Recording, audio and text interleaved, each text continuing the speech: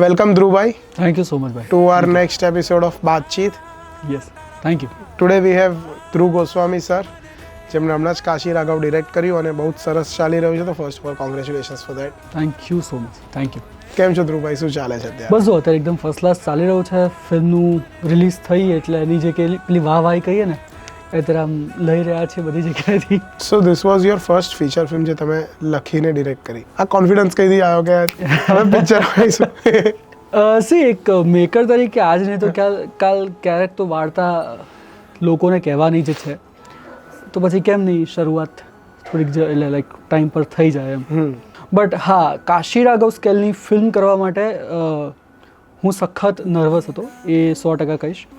કારણ કે જ્યારે મેં પ્રોડ્યુસરને પીચ કરી વાર્તા તો એમને મેં 2 વાર્તા આપી હતી જે એકદમ મારા માટે ઇઝી હતી અને શોર્ટ હતી, કોમેડી ડ્રામા, અને એક હતી કાશી રાઘવ, અને એમને ચૂઝ કરી કાશી રાઘવ કે ચલો આપણે કાશી રાઘવ કરીએ.